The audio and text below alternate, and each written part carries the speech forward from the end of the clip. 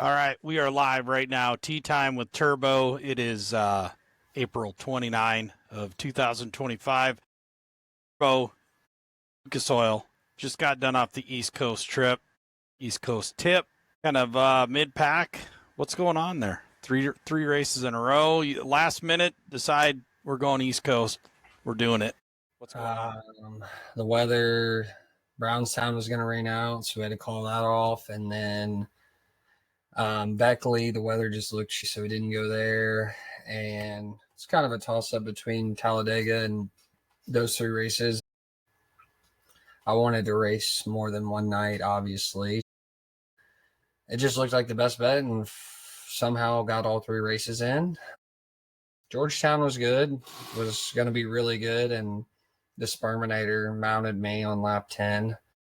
So that kind of sucks. But I've mounted plenty of people. It's not like, I have a voodoo doll for him. I was just not happy with the outcome of it because I felt like I had a chance to win. It was lap 10. Everyone has a chance to win. But actually it was really good. And,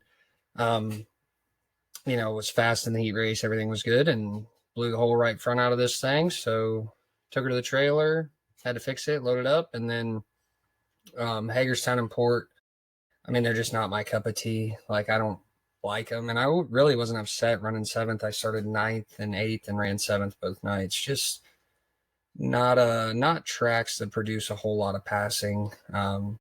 You've got to have some sort of a top at them places to race good.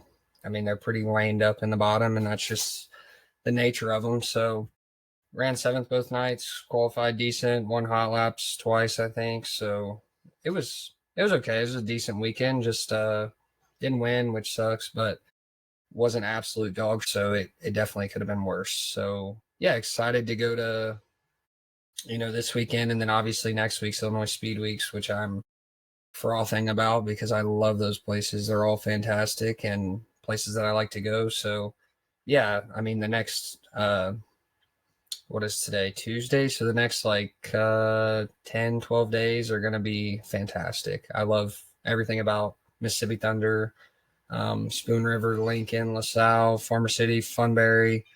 Those are places that seem to promote really, really good racing. My sleeper last week that I forgot about was Mississippi Thunder. Mississippi Thunder gets it on. Mississippi Thunder's good. I really like Mississippi Thunder. So getting to Yeah. that, I mean, you're jumping ahead right away, but Mississippi Thunder, you've raced there a number of times in late model, raced there in a mod last year at the big deal.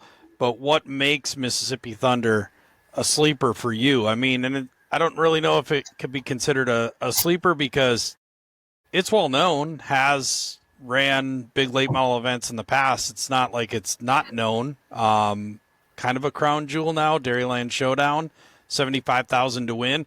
What makes it a sleeper? What makes it one of your favorite tracks? Well, first of all, the Tim family's awesome. Like Bob pulled me out. I've been stuck there like twice. He has this little bitty ass dozer and he'll yank you right out, and he's not a dick about it. Like, he's just, they're really nice people. They have a really nice place. They care about it. And Bob and them, like, they race, so they get it. Like, you don't pull up and the pit gates close till 4 o'clock.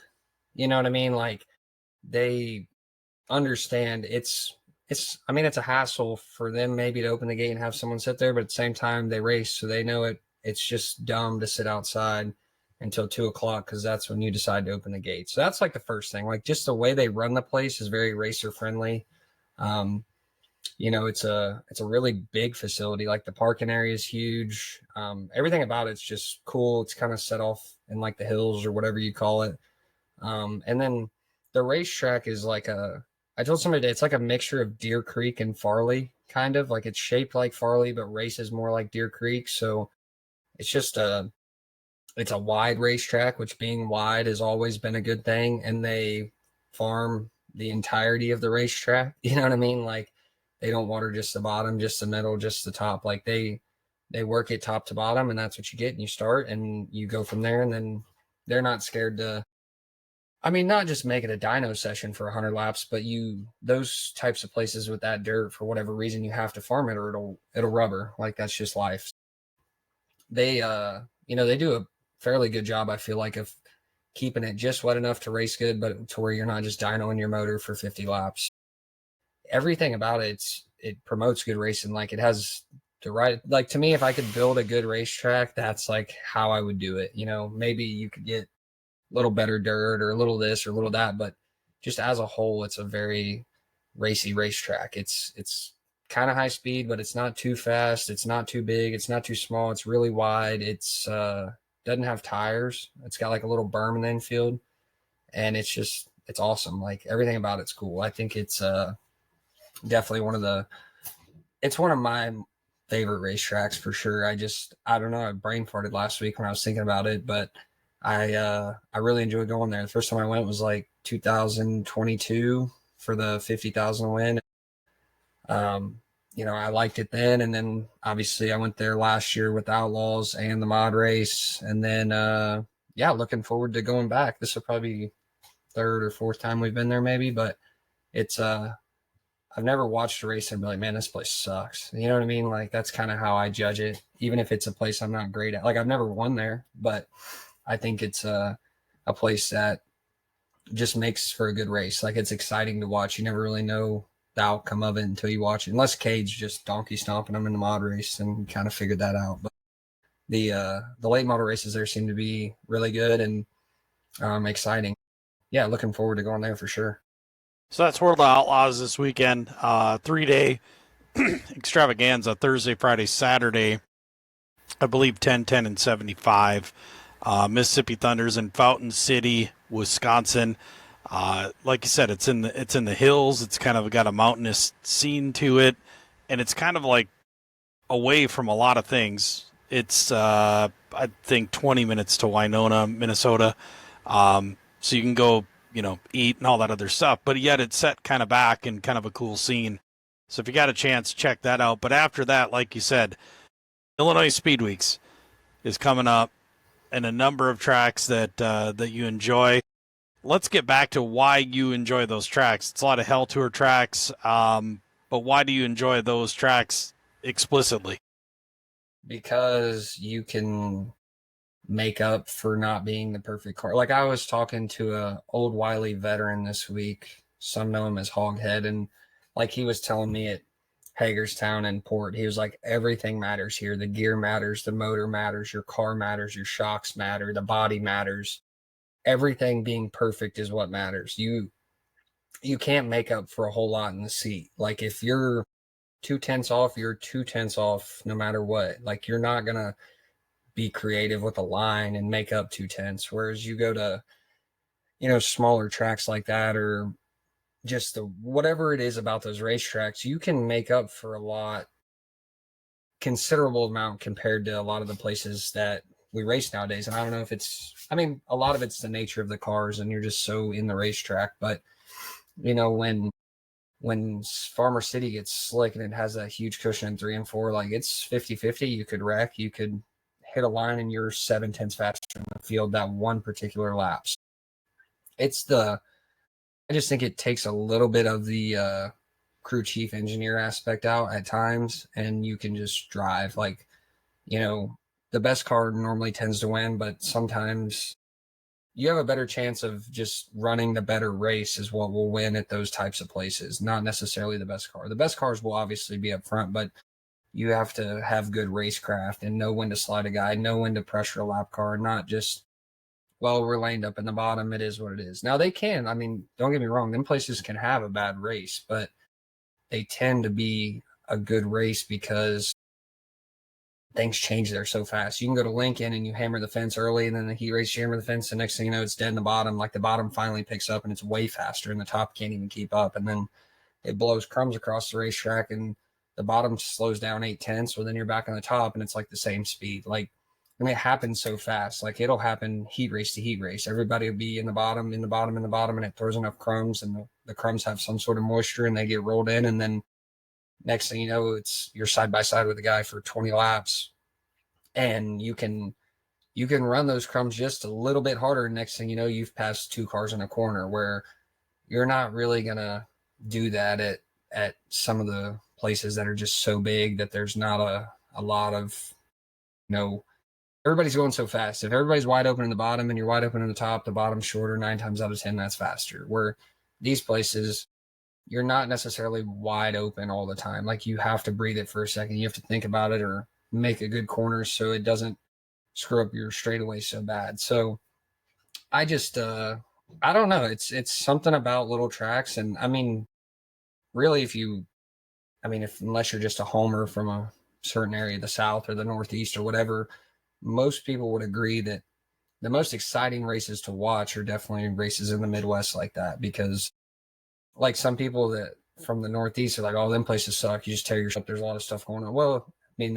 it can go that way, but you could go race at some of their places and you're never going to tear yourself because you're just following the guy in front of you. If you suck qualifying your nights, that's where you're at. Where I think all the Illinois Hell Tour type tracks don't really promote racing like that. Like Unzicker started 14th at Peoria, and Peoria is not the raciest of places in Illinois, but obviously it was good. Unzicker started 14th at Peoria. Like nobody this weekend started 14th and won the races we're at, which they're Lucas races, whatever. But, I think all the races were won from sixth or better. So that kind of, that just kind of shows you how much passing was going on. And, there's nothing wrong with that. Like, I'm not bitching. Like, if I was the fastest car and I won, it'd be badass, but I wasn't, So sometimes I like to give myself, I feel like I have a little bit better odds when starting on the pole isn't the only thing that's going to determine how your night goes.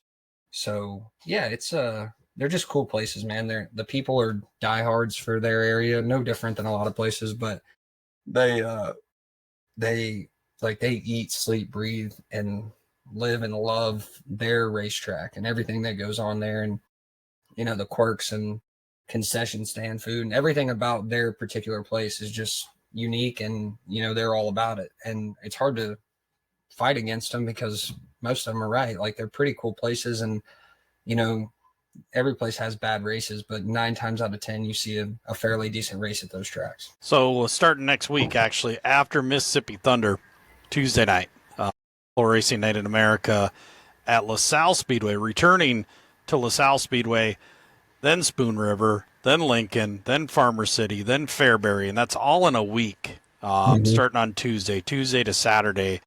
And then the party doesn't stop there. You roll around and head back west, and you go to Marshalltown on Tuesday night, the 13th, and then you're going to Eagle Raceway after that. So in about a span of 20 days, you're racing your ass off for a long time.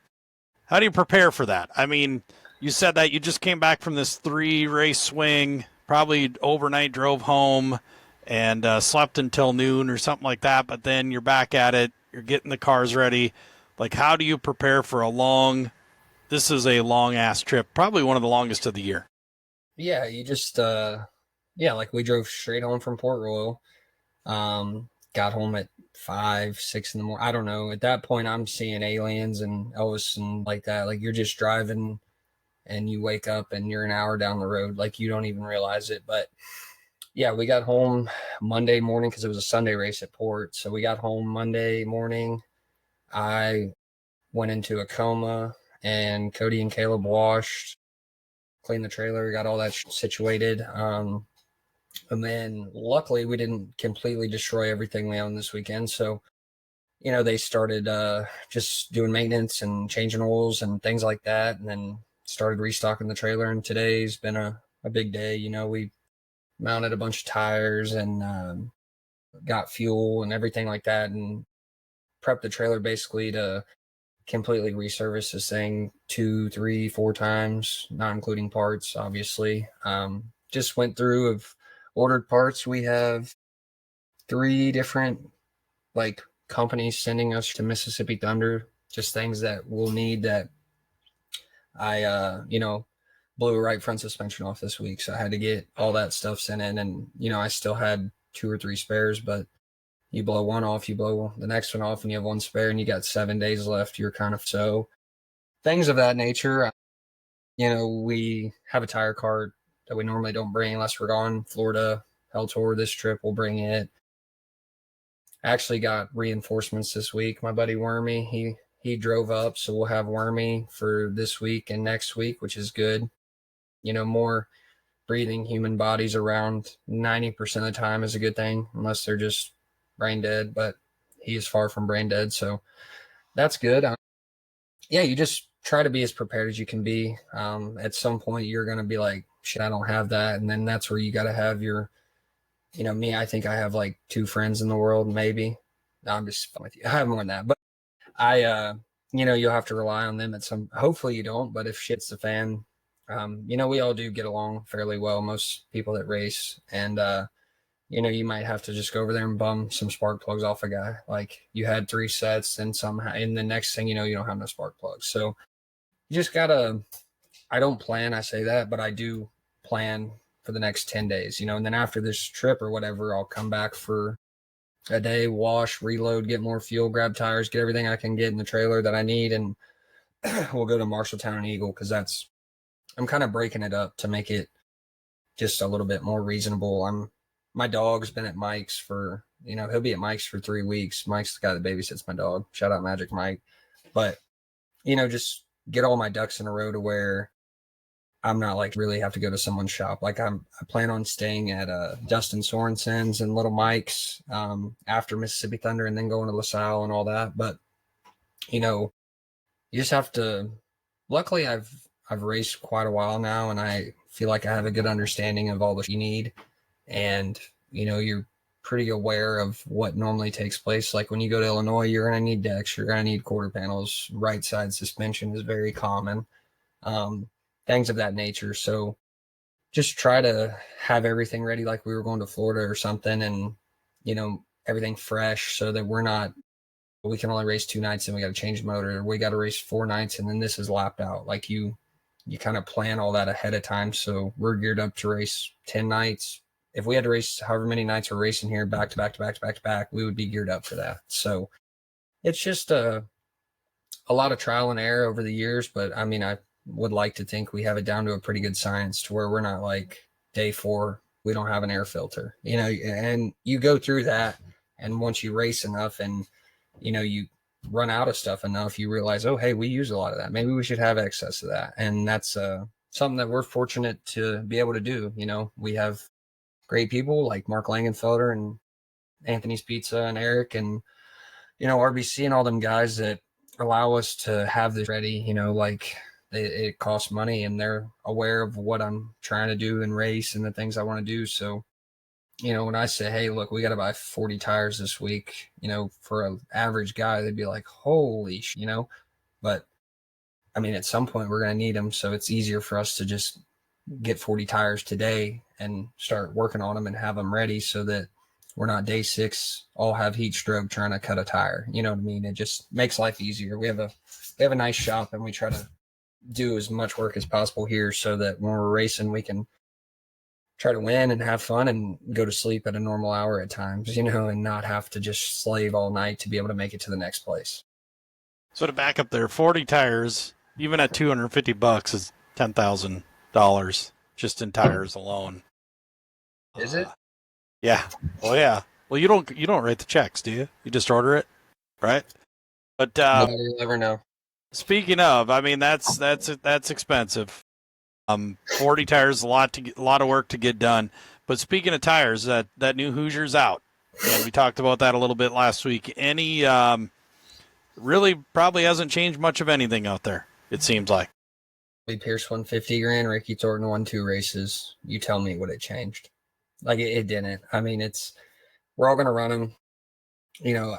Obviously there's probably a little difference, but from what I gathered, the small group that likes to inform me of things, it's just it's out there, and from what I understand, they're not making any more of the other style tires, or they haven't made any in a hot minute. So, at some point it's going to be long gone and no one's even going to remember it. It's we have them and we're working on them and trying to make sure that we have a good grasp of what's going on. So I know they were, it was probably 75-30, 70-30 at times. People had them on or off one way or the other this past weekend, but I don't think it really affected the the racing or anything like that. So it was yeah, it's cool. I mean, we got them and we're gonna run them, and you know, if you just see me win 59 races in a row, then I'd say, yeah, it was the greatest thing that ever happened for me. But I don't see it changing the landscape too much at the moment. So trying to not let that affect what we're doing and working on, and you know, trying to be successful at what we're doing. You know, I'm not putting all my eggs in this tire basket. So it's just it is what it is. We're gonna run them and roll from there. So we're going to switch it up a little bit. You talked about food a little bit, track food, and I'm going to put you on the spot right now, but we're going to go with top 5 concession items at racetracks around the United States. Brownstown Bull Ring ribeye sandwich, number one, without a doubt, the greatest thing ever. Number two would be the fried Oreos from Tazewell. They were fantastic, like some of the best ones I've ever had. Number three, Eldora, because they have all the anything at Eldora. You have pizza burger, you have the chicken wings, which are money, hot cheese balls, pork chop, or not pork chop, it's a chicken fried steak sandwich or whatever. That thing's money. Eldora just falls in there because of everything. They have every good concession stand item. Another one would be Magnolia had this. I hadn't been to Magnolia in a while, but Tazewell had one, which reminded me. Magnolia used to have a fire fried bologna sandwich. That thing was good. And then my crew guy, I swear, look, here's Dustin Sorensen right here. What did he say?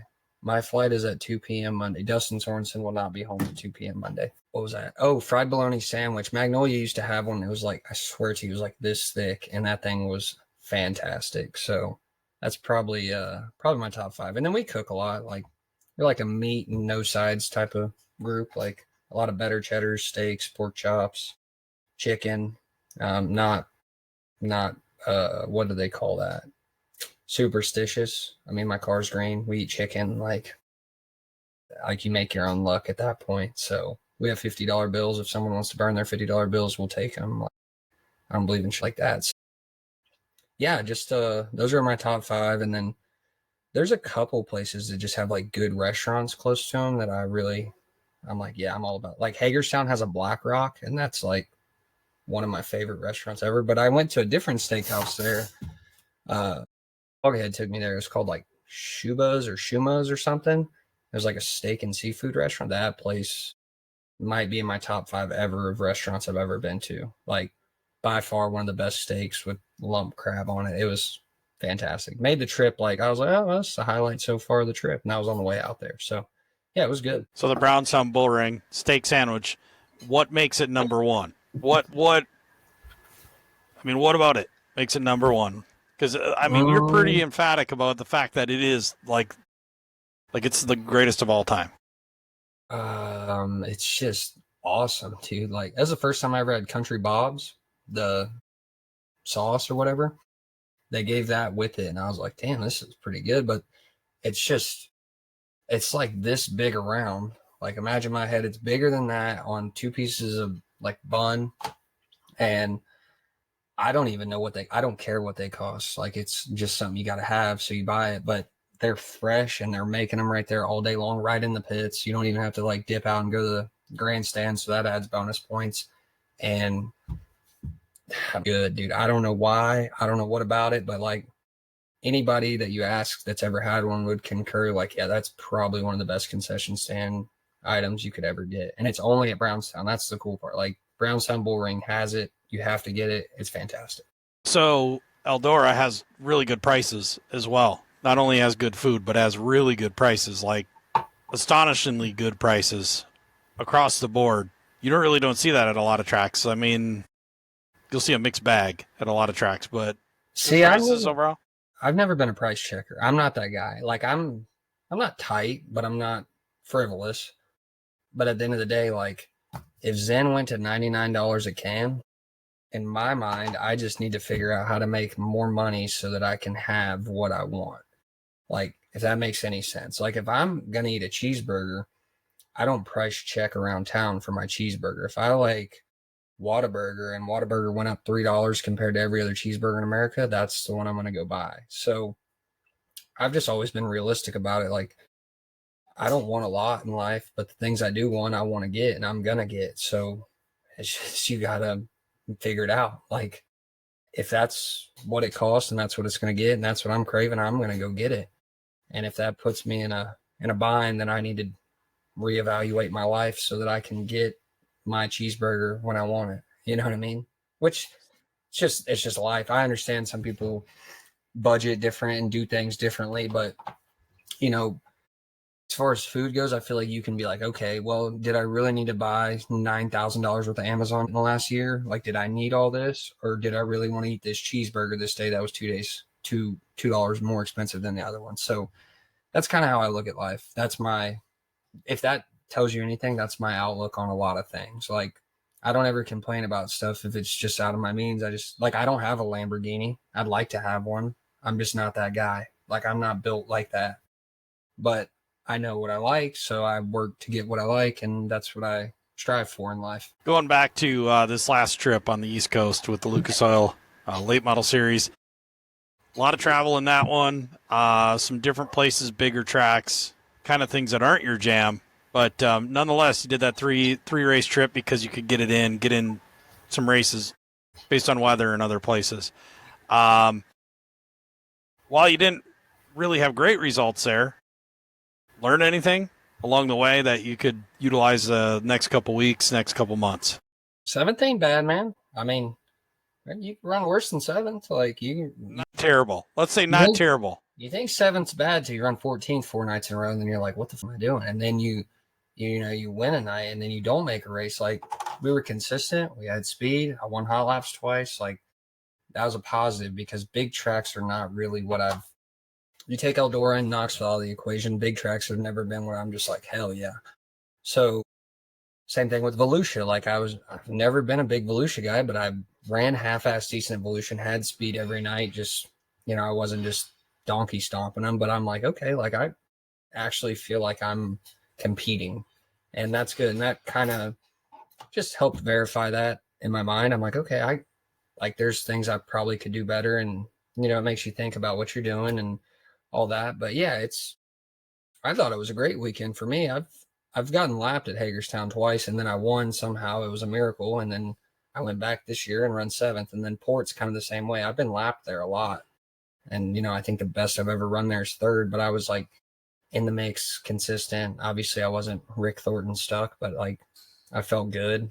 I passed a car in my heat race. Like, that's all right. We can live with that. So I feel like now when I, like, any big track I go to, because I basically ran the same shit I ran at Volusia. I was like, okay, like, I have a good little package that will drive around the racetrack, and I'm not the slowest car here. So that's a start. Like, you have to start there before you can be like, well, I didn't win. I'm terrible. Or, like, you have to be realistic about it. And, I ran Volusia the whole time and had speed of Volusia, just never won a race. And then kind of the same thing here. Like, if my aunt had an uncle, she'd be my dick. If they water this thing a little bit more, no. If my aunt had an uncle, if my aunt had a dick, she'd be my uncle. But if they watered this thing a little bit more, same thing. Like, I had a lot of speed when it was wetter, so I was like, okay, that's a positive to take away from. Like, if it's a little bit muddy at a half mile, like, we're rolling. That's good. If it gets super duper slick like Hagerstown and Port does, I need to be a little bit better. I need to be a little more stuck. Whatever. Yeah, I wasn't disappointed in the weekend by any means. Georgetown had the most grip, was more of a circle, more like Volusia, and I felt the best there. So I was like, okay, that's something I can put in my notebook. And, if, I'm sure we'll go back, we'll know, hey, this is good enough to run seventh. So we need to do a little bit better to try and run better than that. You guys are a fairly independent team. You don't have a high dollar crew chief, anything like that. You can call Mark Richards, get advice, talk shop, do all that. I mean, so to a certain extent, when you're out there, when you're running seventh or you're running up top with these big dogs, feeling of accomplishment too, because some guys can't even make it out of the B main.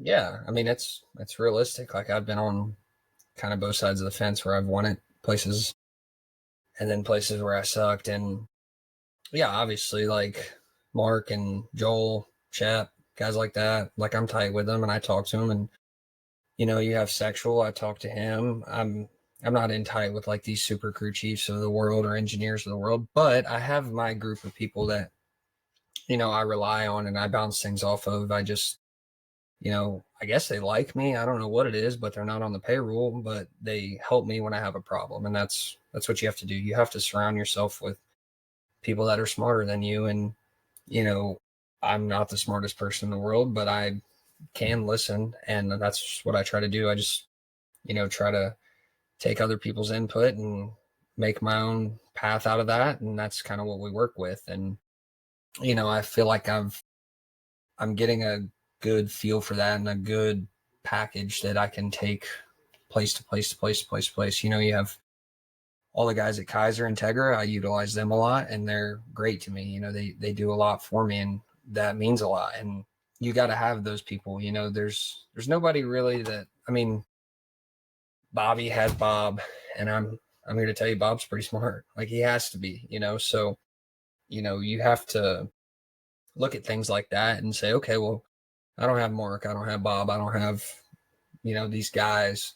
So who can I look to help me out? And it's not like you're riding their coattail or anything. You just if you have a realistic question and you can talk to somebody that is going to shoot you straight, you can make whatever you want out of that. And that's what I've tried to do. Jimmy Owens is kind of that guy that I look to for advice and things like that because he's been here, he's done it.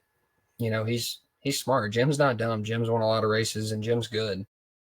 Jimmy Owens is really good. He's top 5 of all time, I would say. Hall of Famer, all that. So you got to listen to them guys. And if you don't want to and you think you can figure it out on your own, hey, you're a bad son bitch. But I just know I'm not that guy. I just, I try to utilize all the tools that I can get my hands on and make the most of it and, reciprocate whatever I can to make it a fair exchange. I don't like begging people. I don't feel like I'm that person. I've never been that person. And you know they have things to offer, I have things to offer, and that's kind of how I go about business here. And I feel like that's the best situation for me. I don't even know how good I would do if I had a super crew chief that just told me, hey, you drive this thing. Well, then when I sucked, I'd know the little bit that I know. I'd be like, well, what if we did this? And some of them guys don't want to hear that. Like they're like, this is fast, this is what you do, and you just suck at driving. Well, who's to say you don't suck at setting this thing up? Like you don't have that. If you don't have any knowledge and you're in that situation, you're kind of at their mercy. And I like to, I'd like to think that I make my own bed and lay in it. So when we suck, we suck, and I don't have anyone to point a finger at. And if we do good, it's a combination of everyone. It's not me, obviously. Like I can't do everything. It's impossible.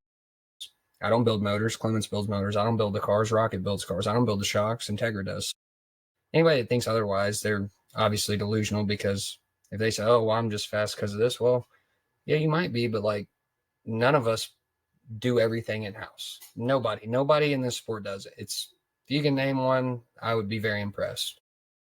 Even if you build the car, build your own shocks, all that, like you didn't build the motor, like you didn't make the brake lines, you didn't do that stuff. So to be selfish about it and say, oh, well, I'm the reason we're fast, like that's not the case. Like you can have a good approach at it and utilize the parts you think and the people and the manufacturers you think will help you do the best. But at the end of the day, you need all of that to be successful. And the guys they have a good grasp of that, and they utilize the manufacturers, the people, the personnel, and that's how you succeed in my eyes. And maybe I'm wrong. Maybe somebody that's super successful would say otherwise, but I feel like I'm pretty realistic about it, and I understand that. So it's just the approach that we take here. Going back to that, you've been a loyal rocket guy for a long time, and you've seen guys come and go, jumping chassis, um, different builders here and there and otherwise. Kind of your thoughts on that? I mean,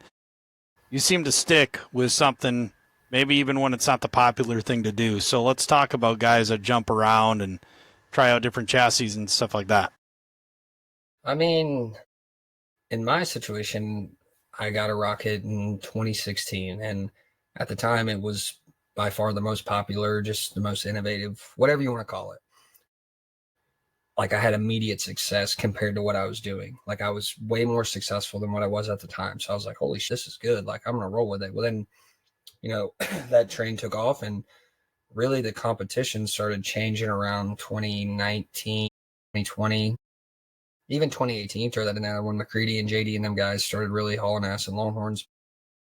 It's a process when you change. Like I've had a couple other cars for a week or two, but it's like I'm comfortable in it. I understand it. And like I tell people, I know what it feels like when that rocket car is peak. Like when it's at its best ability and everything like that, I know what that feeling is. So the nights I run seventh, I'm like, well, it was a little off here. This wasn't right. This wasn't right. Where when you get in a different car, if you have any feel for it or idea, you could immediately say, well, this is different. This is different. This is different. It doesn't mean it's wrong.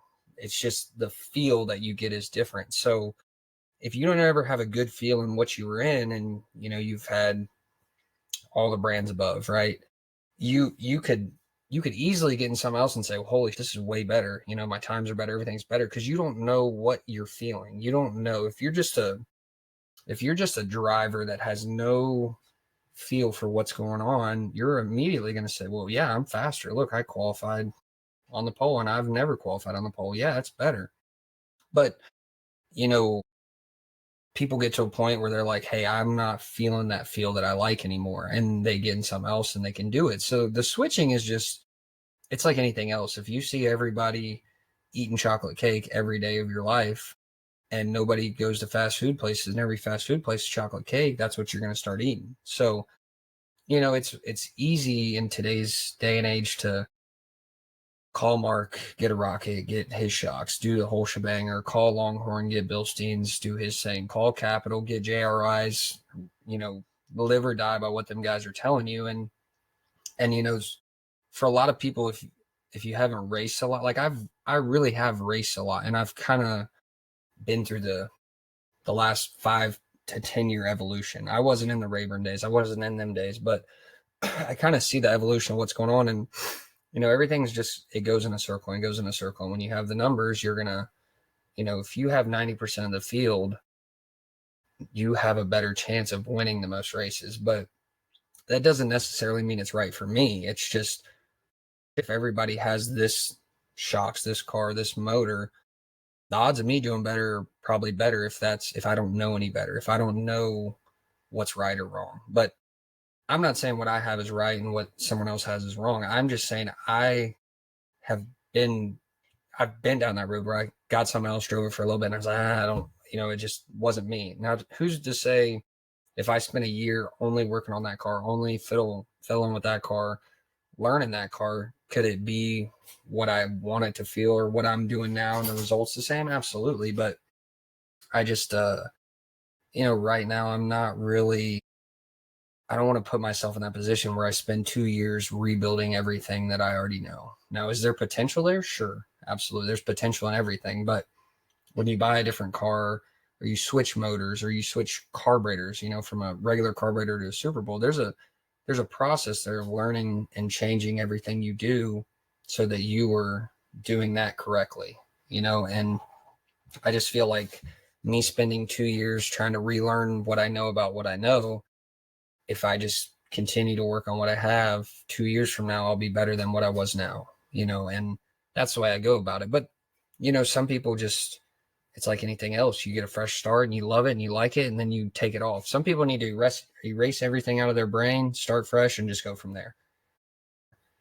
I I can't do that. Like I'm like, oh well, I know this is what happened. I know this is, I have proof and notes and everything about this is what took place that day. This is how it played out. This is what worked for me. So you take that and you can say, okay, well, this was good this particular day. When I go to this place, this is no good, bad, easiest solution. Oh, well, this guy always runs good here. I buy that car. Boom. Maybe you run good there. But for what I do, I'm like, what about this place here and all these other places where I know what I like and what I feel and what I need to do? I try not to let that fog my thought process of, well, damn, if I had a sniper and I went to I-75, I could probably win tomorrow. Because right now, facts show a sniper, Ricky Weiss, I-75, he's going to win. Like, he's pretty good there. He's got it figured out. So that's, it's just some people's mentality, and it's not wrong. Like, there's people that have done that have had a lot of success, just kind of getting with the click when it's clicking. And, there's nothing wrong with that. It's just, it's hard to do that. It's hard to sell everything we have and start over and buy all different parts, all different everything. Go about our approach to how you set the car up and how you do this differently. So I just, maybe it's hard headed or the wrong way to go about it, but I realistically just, I feel like what I have is pretty good. And could it be better? Absolutely. Everything can always be better, but the grass isn't always greener on the other side. And, you see that a lot. You see people switch and they struggle and they struggle and they struggle. And then they get back in what they were always comfortable in. And then boom, they might not be lights out, but it's like, okay, yeah, that guy's running how he should be running. And, that's just something that me and Eric have kind of agreed on, that, hey, we know what can happen when we're doing everything and we're hitting on all eight. So let's just keep track of that and not worry about all the other antics and that they talk about. So with that said, you got an offer that comes to you, house, car, whatever it might be, a lot of money. They want Tyler Erb to switch. You gonna consider it? You always consider stuff. But I mean, is money happiness? Guaranteed money and struggling? Is that what makes, if that's what drives you, yeah. But I honestly am just I'm fortunate. I'm in a really good spot where I can make any decision for the most part within reason. And if I said tomorrow that we're going to race sprint cars, I don't know why I would say that, but I feel like all these people would be like, yeah, all right, cool, let's do it. And the house car deal, like, I'm not their guy. Like, I'm not that guy that they want to advertise and sell and do this. And, at some point, maybe I am. But, I mean, what's the catch-22? Like, what am I going to do all week? Like, am I going to be allowed to work on that? Like, all that kind of stuff plays into it. Right now, I don't have another job. I don't have a business that I run on the side. Like, this is what I do. This is where I spend my time. This is what I obsess over and all that. And there is times where it's like, damn, it'd be nice just to show up and drive this thing, not have to worry about shit. Because if I suck, well, it's their fault. But then you kind of get in the mindset of, I'm a really good driver, so if this car sucks, it's their fault. Well, sometimes you got to take a step back and be like, maybe I did a shit job driving, and I'm not pointing anybody out. I'm not saying that. I'm just saying, I feel like I thrive in a situation where I can control a lot of my environment. Like, did I drive good tonight? Did I do this right? Is everything operating like it's supposed to? And it's easy to take a step back in my situation and say, oh yeah, we fucked this up. This wasn't right. I blew over the cushion. All that plays a factor into it. Where if your sole existence is drive this thing and you have no other input, it's hard to better the situation unless you and said team, person, group are on the same page. Like, you have to be locked in on the same page. And there's been success with it, obviously. Like, I mean, you can see it. Rocket House Car had a hellacious run. McCready had a run where he won both championships, or 2 years in a row he won Lucas championships. JD, Bobby, like, but they're in their situation. That's the fit for them. That's what they need. They need that group of people around them. So I don't know. I mean, I don't know what would want me to steer away from Eric and best performance and everything here. It's literally like it's our home team. Like, the only thing that's different is I don't live in Texas. If this was based out of Texas, that's like the only kicker that's like, damn, that's the only thing we're missing here, But everything else about it's fantastic. Like, I literally don't go at the end of the week and be like, man, I wish I had this, or I'm lacking this, or, this guy's a dickhead. Like, I don't have that. Part of that is what makes me feel good about what I'm doing. You know what I mean? Like, I don't have man, I really hate this tire guy. Like, I like Caleb. Cody's awesome. Like, everything about it's good. I can bring in Wormy for a week and we didn't have to sign corporate papers and do this. Like, it's just, we're fortunate we're in that situation. And if it ever got out of that situation to where it was like, we have to be here at 8:00 and we leave at 5. At 5:01, if you're here, that's too much. Or, the rig has an e-log and we have to stop because it's unsafe for us to drive. Like that is what weighs on people. And, that's what ends good things. Good things come to an end if there's something changes along the way. Like something's good for a long time. It's good because everything a part of it is clicking and working and rolling like it should. So, you know, you can look back at every situation of a team that had a hellacious run and then something happened. Well, something happened. Like they didn't just wake up after winning this race and say,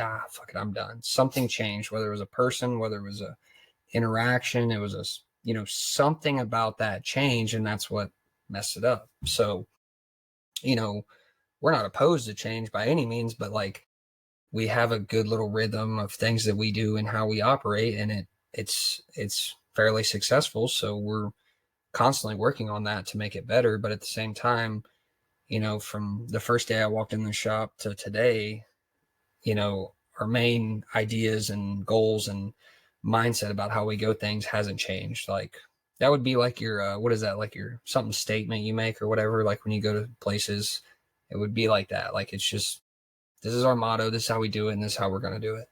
So And mission statement is what we're mission talking about. statement, there you go, you So got your grade 10 mission so statement. yeah, big words.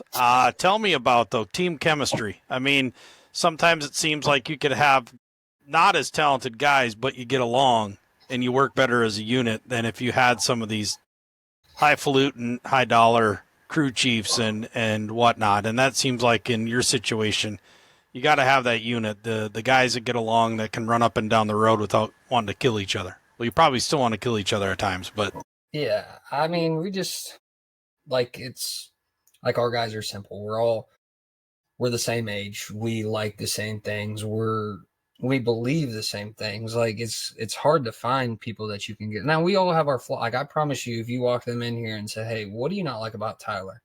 They can name you 5,000 things, and I probably could too. But like when you have more good than bad, you don't obsess over the bad, and part of that's their mindset and how they were raised, and the people they're around, and all that matters. So it's just that's kind of all we had Randall for a long time, and me and Randall got along great. Like and people around us. It's just, right now where we're at, we're young.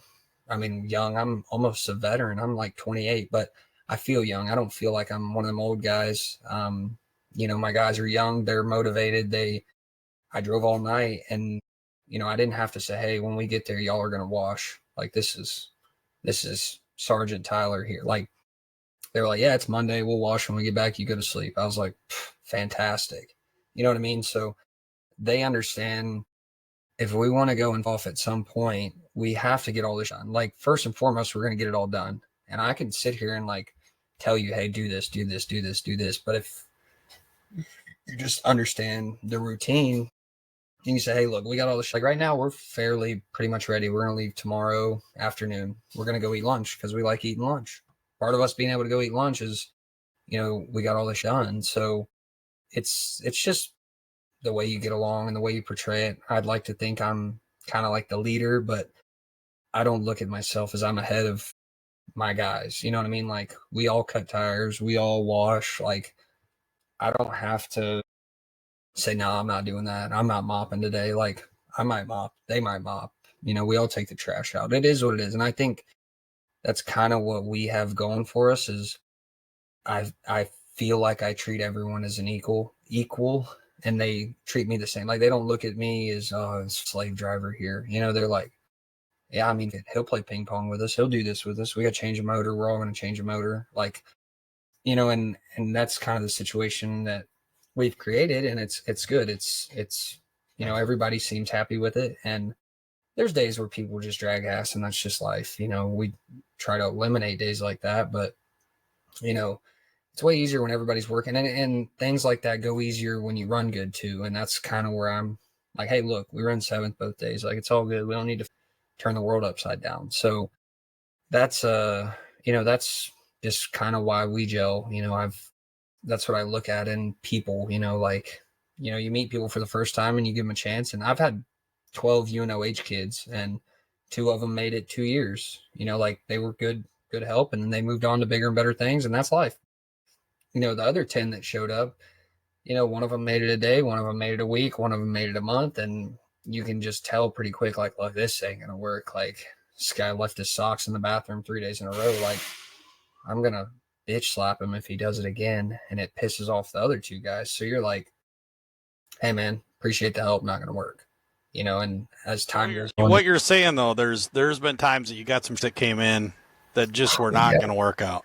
I had plenty of them walk in day of, thanks, how's it going? Yep. Watch them wipe the pit box down and know immediately not gonna cut it. Like, you know, being motivated and being a crew guy is simple. Hygiene, motivation, and what did I say that one? We were talking about this former city. It was like initiative, No, yeah. hygiene, The and biggest was hustle.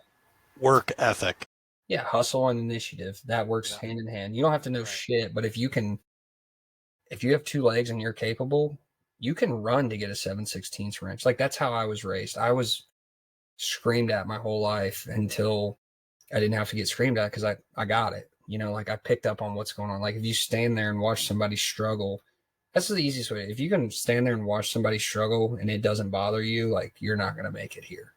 Like if I say go get a 7/16 wrench, it's not because I'm just being an asshole. It's because I'm need a 7/16 wrench.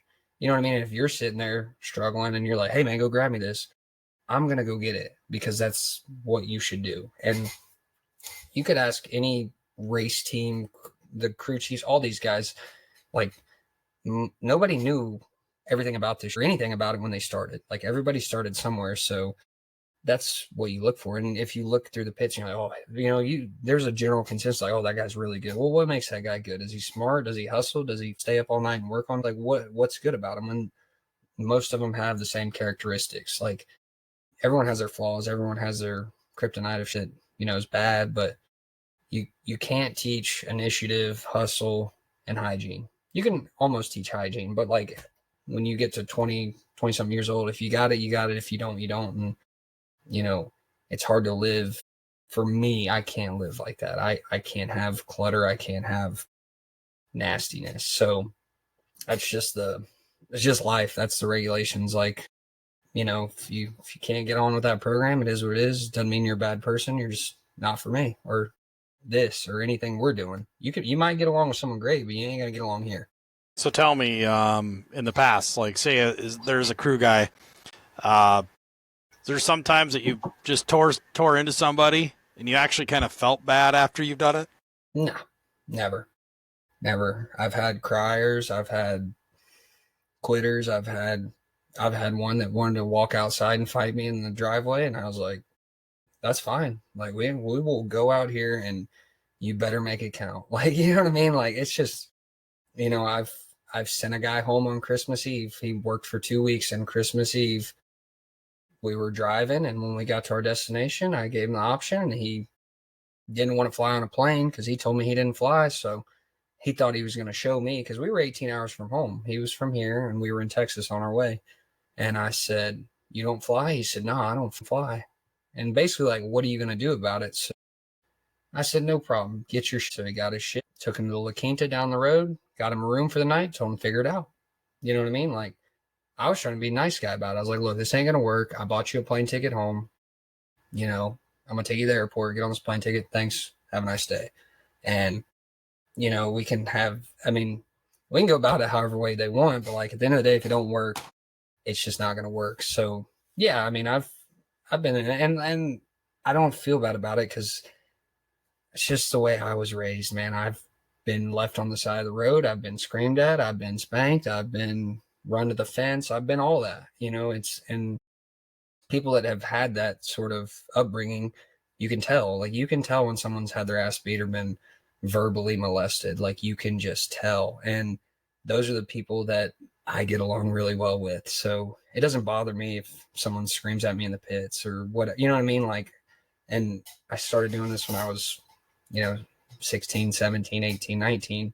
So I was still growing up, learning how to be a normal human being that can contribute to society at some point. So I've had Mark Richards scream at me. I've had JC scream at me. I've had, basically anybody in the pit area has had their moment.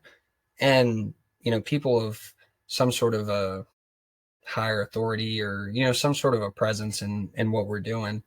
And, you have respect. I have respect for people like that aren't scared to jump on someone's ass because that's just how you get better. Like if someone says, hey man, you messed up and you blew that motor up, you put that motor in wrong and it blew up. Like, does that really get through to you?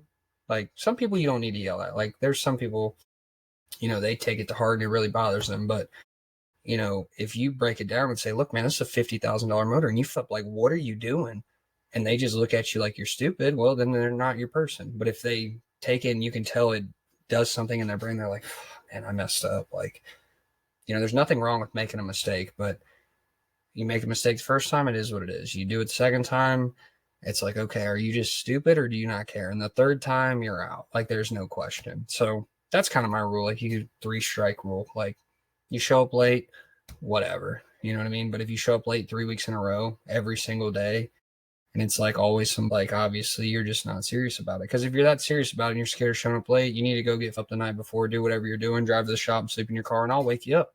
I'm cool with that. Like, I'm pretty easy to go along with in that sense. So yeah, I'm not the only one that's yelled at crew guys. I mean, if you walk through the pits, you've seen and heard stories of crew guys getting left and this and that and whatever, and it just, it's life. And I think the people that have experienced that are probably some of the higher contributors to our world, and our world needs more of that. Honestly, I think everyone should be yelled at some point in their life. So tell me this, last question before we go. Yeah, you might have thrown a couple guys out. You might have left them somewhere or whatever. Is there anybody in the pits that you got heat with, like at all times, that you just want to beat their ass all the time? I mean, there's probably like 2 or 3 that, but it's just like anything. Like they don't work for me. No, not like crew guys I've had interactions with. No, like there's people in the pits you don't like, but I don't like show up waiting for so and so to show up to the pit so I can ruin his day. Like if you live like that, you're gonna drive yourself crazy. Like because I have that in me where I just have like this vendetta at times for no reason. Like it's like, okay, if you're gonna reciprocate it, you're just as dumb and just as not reasonable as that person. So no, I mean I've had my run-ins with people like that, but live, let it go, and you might not cut them as much slack. Like say you're riding by and they just peel off in front of you on a pit bike, like I might not hit the brakes for them, but you just I don't there's so much going on in this world and life that there's not 2 people at the racetrack that are going to have my number. Like it's just not going to happen. So no, not really. Now there's a couple of them that I wouldn't piss on if they were on fire, but I don't go to the racetrack reminding myself like, oh, there he is. Yeah. Like I don't look at it like that. All right, so big week of racing, Mississippi Thunder Speedway, Dirt Vision next week, all week on Flow Racing Night in America, Illinois Speed Week. Of those tracks, so this is the very last question. Of those tracks, you're going, looks like 6 days in a row. LaSalle, Spoon River, Lincoln, Farmer City, Fairbury. 5 in a row. What's the favorite track? That's tough. I mean, I haven't won at Lincoln or Spoon, so I would like to win at those 2, but I mean, I don't know. Probably I've only been to LaSalle once and I liked it. I thought it was badass. Farmer City is probably between Farmer City and LaSalle, I would have to say. Farmer City, when it's right, it's one of the best. Like it's just fantastic. So, I mean, historically, I would probably say Farmer City because I always have a good idea of what to do and I like it. But LaSalle's pretty close. I like Tony Izzo. He's my buddy. Maybe he'll cut me a break and tune my transponder up to where I don't have to make a perfect lap and I'm just 3/10 faster in the field or something. So, yeah, I don't know. Them 2 are definitely at the top, but all of them, like, none of them are in my top 10 places I hate. So that's good. Just whichever one I win at next week, I would like to win. Hopefully all of them, but you got to be realistic. So if we win one, that's fantastic. If we win all, that's fantastic. If we run second 6 nights in a row, that's fantastic. So all of them. I'm in on all. Really looking forward to LaSalle and Farmer City though. Is Spoon the sleeper though? Is it still the sleeper of the week? Spoon's good. Spoon, I was 1 lap away from winning at Spoon last year, the Hell Tour race, and gotten a little kerfuffle with my buddy Jason Fager, but Spoon's good, man. Spoon is good. I've never won there. I think I've won my heat race like almost every time I've gone there and run good. It's a tough place. Like it's really fast, got a lot of speed, it's banked, but it gets slippery, like, and the top will just die. And when it dies, you better be good and move to the bottom or do whatever you're doing. So Spoon's good. Like, I'm not saying Spoon. I don't know which one you would even put as the worst one of that whole week because they're all pretty good. Like, really, like, I don't think you could say, oh, well, this is the worst one. After next week's races, you could probably rank them by how they raced, but none of them are like a bad track. So I think that's something that's really cool about next week. Most people would probably agree with me that they're all badass, and Spoon's definitely, it's crazy. It's in Illinois and it doesn't have black dirt, but it still races really good. But you have not said Fairbury yet. I like Fairbury. Don't get me wrong. I just can't give Rigsby all the credit and Matt Curl. Like, they'll probably dog me, might take my lifetime pit pass away. I hope they don't have lifetime pit passes there. Thanks, Matt Curl. No, I really do like Fairbury, but I wanted Fairbury last year, so I checked that one off the list. Like, I'd like to win every time I go there, but I finally want to race at Fairbury, and that was like probably like one of the top 5 races. I was like really just happy with that. I finally conquered that place for one night. Fairbury race is good. I mean, it does. That's what I'm saying. None of them race like. I just, I'm Do you a think little bit. Fairbury has like the complete package though of Fairbury all has the the tracks? fans. Fairbury has the fans there by far the most diehard fans. So Fairbury has that going for it. It's got black dirt. It's in Illinois. Has a massive cushion. It's got that going for it. The town, like, just the people there. It's like Mississippi Thunder. Like, when you pull in there, people are pumped you're there. Like, everything about Fairbury is awesome. I just haven't, like, if you ask Bobby Pierce, Fairbury or Farmer City, he would say Fairbury because he's won way more at Fairbury and he has a good feel for that place. So I'm not saying that it's not good or one of the best in the country. I haven't got that feel there yet that it's like, oh yeah, I'm just so zoned in with this place. But yeah, there's nothing bad to say about Fairbury. Like, there's really not. It's one of the best racetracks around, and a lot of people would say, "Oh, Fairbury's the greatest place in America." Well, it's because of everything about it, like the people there, the fans, the atmosphere around the racetrack when you're racing is the closest thing to being in a college football stadium or a baseball stadium or something like that. Like, these people are so dedicated and committed, and it's just cool. Like, I've never left Fairbury like, damn, this is like, even when I flipped on Zicker and all that happened, I was like, dude, that's wild. Like, that's pretty cool. Not that part of it, but just everything that takes place there is very memorable. So TylerHerb.com to get all the information on the schedule and all that good stuff. But as we told you, Mississippi Thunder this week on Dirt Vision. Next week, Illinois Speed Week Flow to watch all week. QR code up there to get the merch. Is the Race Ranch Mobile going to be at the events? Yes. Aaron is at my shop right now. I hear him playing ping pong. Matthew James will probably be at Illinois Speed Weeks all week. So yeah, they'll have plenty of shirts, plenty of sheet metal, and please buy one. Newman's at Magic Mike's, and I got to buy him extra food and toys and CBD gummies so he can relax while I'm gone. But yeah, they'll be there all 3 days, and we'll be rolling. So that's right up there again. That QR code you get at raceranchwear.com, I think /TylerHerb or something like that. Get that merch. Anything new, or you just got the regular line of apparel for right now?